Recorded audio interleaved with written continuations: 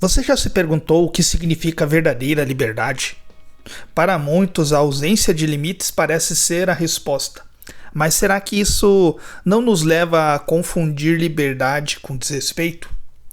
Essa questão atravessa gerações e contextos, na minha opinião. Talvez você já parou para analisar em alguns momentos e também pode ter chegado à mesma conclusão que eu, desde a infância até o ambiente de trabalho. Muitas vezes a pessoa ela chega ao ponto de achar que a verdadeira liberdade está no processo de você fazer o que quer e não seguir regras.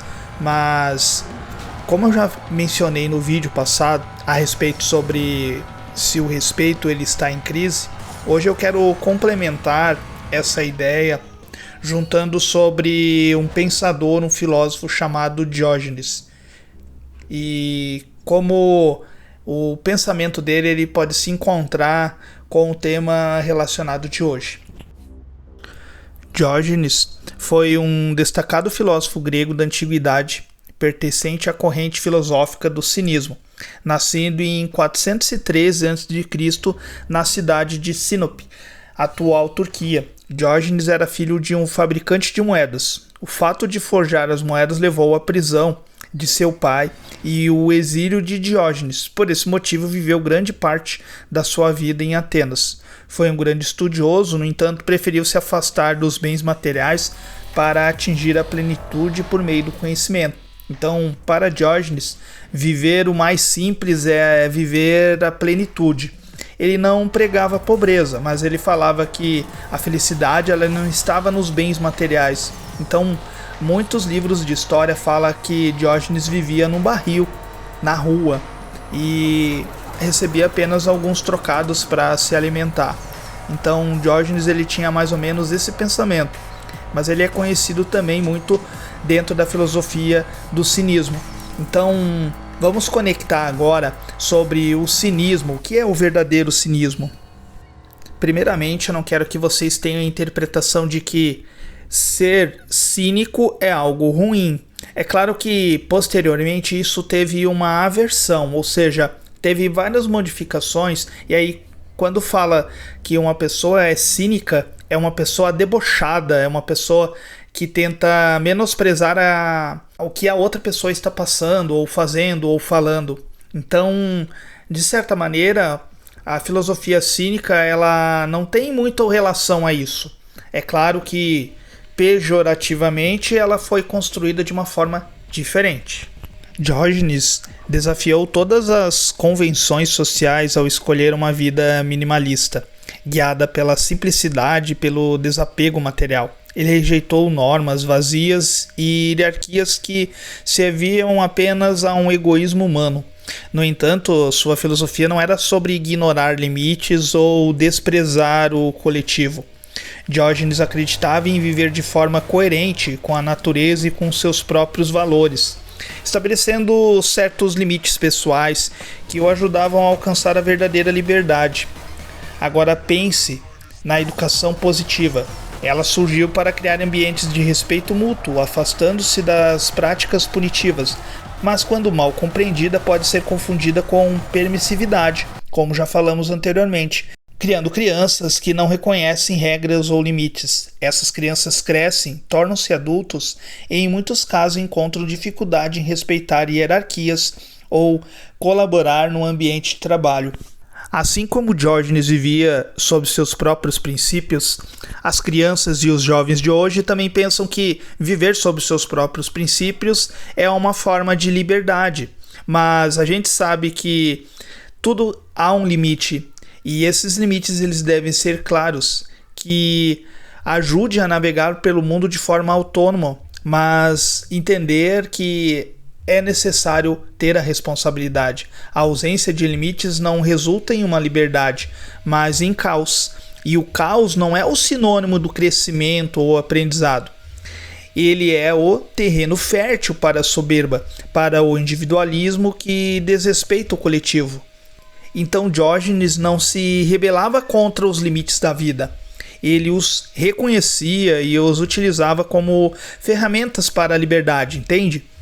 No entanto, o que eu quero deixar claro é que, para Diógenes, ele não era um cara que se rebelava contra os limites da vida. Ele os reconhecia e os utilizava como ferramentas para a liberdade. Sua provocação era apenas a mostrar que existe a verdadeira felicidade no momento mais simples da vida. Então, ele vivia isso dentro da sua própria vida, morando na rua e não aceitando coisas materiais que para ele isso não significaria nada.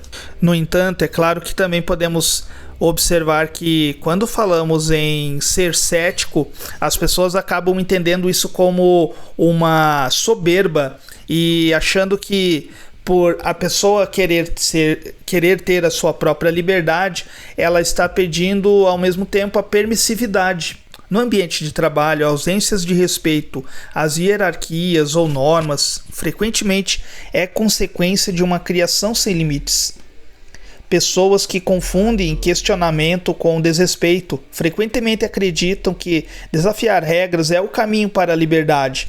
A gente vê isso muito em culturas pop, como eu já falei, músicas como o funk, a gente vê também aí muitos influenciadores que acabam desrespeitando, quebrando os limites da própria essência política de regra social para benefício próprio. E isso acaba fazendo com que cada vez mais caminhamos para um caminho de soberba, achando que o que vale é o que eu penso, o que eu acredito que deve ser a verdade.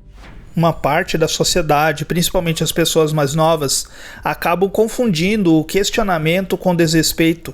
Frequentemente acreditam que desafiar regras é o caminho para a liberdade, mas na verdade acabam presas em ciclos de conflitos e frustrações. É como mencionei anteriormente. O caos, a desordem, não faz com que a sociedade viva bem. Se dentro de um ciclo social o que vale é a minha verdade e não a sua, aí o limite de respeito não existe, correto? Aí a pessoa ela pensa assim, o meu direito vai acima do seu direito. E não é isso o caminho para a liberdade, compreende? Mas a verdade é que esses ciclos, eles acabam se repetindo. E aí o verdadeiro equilíbrio está em entender que a liberdade não é a ausência de limites, mas a habilidade de operar dentro deles com autonomia. Portanto, Diógenes nos ensina que questionar é fundamental, mas o questionamento deve ser guiado por virtudes, como o respeito e a busca pela verdade. Sem isso, o questionamento vira apenas um eco vazio, uma tentativa de inflar o próprio ego, em vez de alcançar a verdadeira transformação. Por fim, o ensinamento mais importante talvez seja este: liberdade não significa ausência de limites, mas viver de acordo com princípios que respeitam o coletivo. Assim, desde a infância até a vida adulta, precisamos de um equilíbrio entre autonomia e responsabilidade. Se em uma vida social as pessoas não sabem o que é limite, de certa maneira elas não vão saber viver em sociedade. E aí o ciclo do caos ele vai se repetindo.